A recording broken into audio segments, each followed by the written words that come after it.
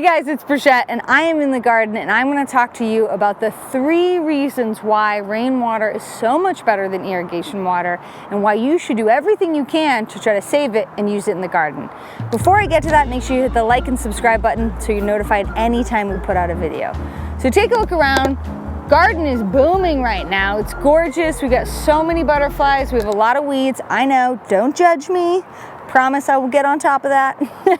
But the garden looks really good, and part of the reason why it looks so good is because we just had a really awesome storm. The tropical storm Hillary came through, and luckily we didn't have any damage, but we got about 1.5 inches of rain in August, which is unheard of for Southern California.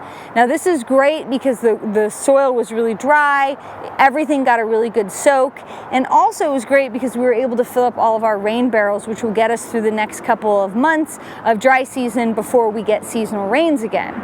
Now, why do we do so much work to capture rainwater, and why is it so important for the garden? There's really 3 reasons, okay? Reason number 1, which is the most important in my opinion, is that rainwater is free or has very lower levels of salt, chlorine, and fluoride, which is commonly found in tap water or irrigation water. So why do we care about those things? Well, salt is not good when it builds up in the soil, and it is definitely not good for vegetables and flowers.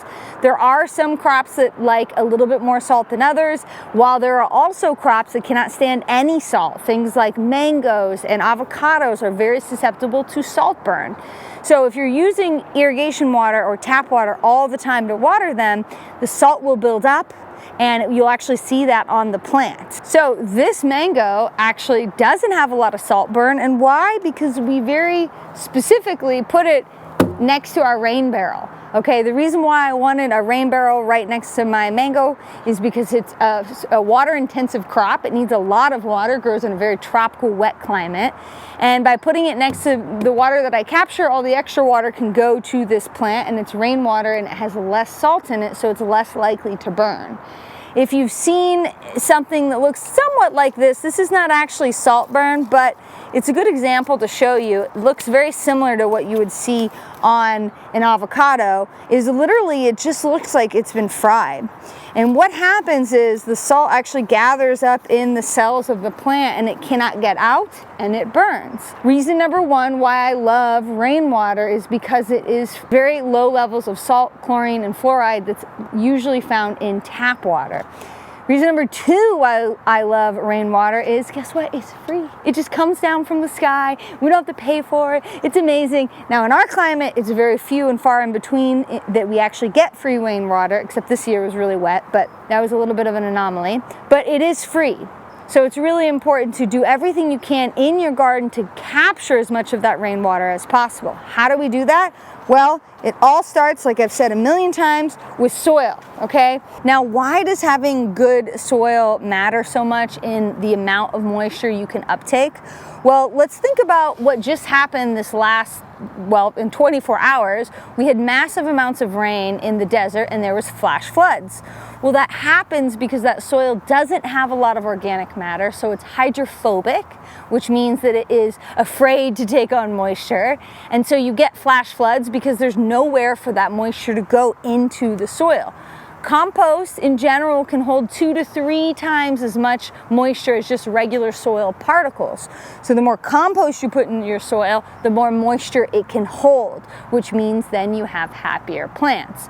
So if you have brand new garden space with really terrible soil, the kind of decomposed granite that's common in zone 9 and 10, and you get a lot of rain and you see rainwater flushing off of that, it's because there's nothing to hold on to it. You're gonna wanna add lots of organic matter to make that happen. So a good example of the difference between the beautiful black soil that I showed you and not so great soil is right here. You can actually see this is where the rainwater gathered and it came down and it flew and it basically just flooded down my driveway because there is nothing, I can't even put my hands in this, there's nothing to hold the moisture. This soil is very hydrophobic, and so when there's too much water or the water comes down too quickly, as it did with this last storm, it can't soak in. How do you help prevent that? Well, you create more permeable spaces in your garden by using stuff like mulch. So over here, I've got mulch that I've been adding over here, and I've been adding it season after season. And what this is doing is acting as a sponge. These particulates are allowing moisture to get into the soil, and it is holding on to it so that it has time to seep in deeper into the soil. If I didn't have this here, by example like this, what happens is the water just flows right off really quickly. Now I do want to point out that this is not a like one time you put down mulch, forget about it, it fixes the problem. This is a long-term solution that takes time and maintenance, and you have to add mulch season after season. It will slowly break down and become compost and improve your soil, and year after year you'll be able to hold more and more moisture in your soil. So you guys know I love mulch. Check out all the videos on mulch that I have, but this is just one way in which you can hold more moisture in your soil and get the most out of a rainstorm. Okay, so let's just review. 1, rainwater is free of salt. That's very important when you're growing crops like vegetables and fruit trees. Number 2 is it's free. It comes from the sky. We just get to have it. It's this amazing thing. Number 3 is it's going to soak a larger area in your garden than irrigation is going to. And what you need to do to take advantage of that is make your soil as amicable to taking in moisture as possible. That's adding mulch, and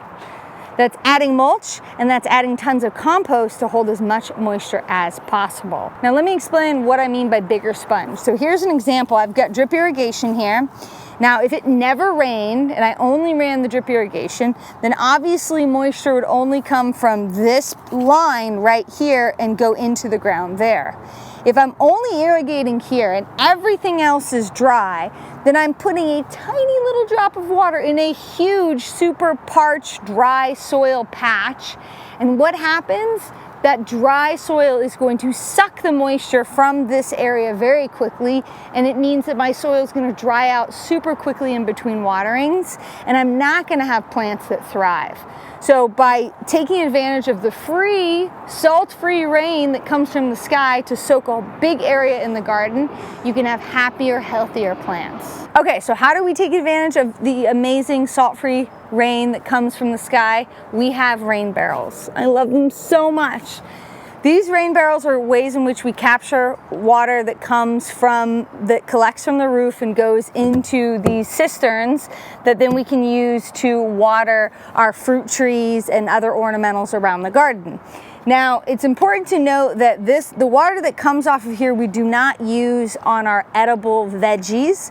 And the reason why we don't is because we have a standard shingle roof which has lots of nasty chemicals in them, and I don't want those directly on the vegetables that I'm going to be eating.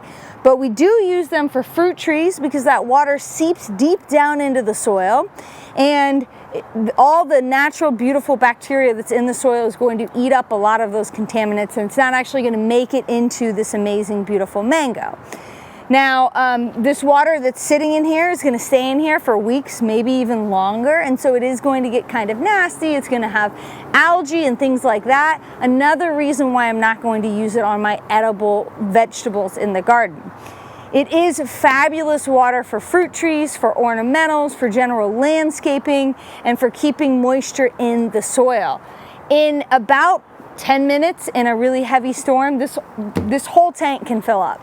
So that means that I can gather a lot of rainwater in a very short period of time. We have tons of cisterns around the property, and we gather thousands of gallons of water every single storm, which we use in our orchard and our flower beds and around the garden. Now, I'm going to say it again just to be very clear. We do not use our captured rainwater on our edible vegetables in the garden. So if you're in zone 9 or 10 or any semi-arid climate, it's really important to remember that rainwater is something that you can use in your garden, and we know that most years we're not going to get enough rain. That's a given. It's not like other parts of the United States where there's some good years, some bad years. Generally across the board, especially here in Southern California, we're not going to get enough rain to support healthy crop development. And so by gathering and saving rainwater, you can use it in your garden and in your landscape to keep the plants happy and healthy. It's free, it's salt-free, and it does really great things in your garden to make your garden really bloom and thrive.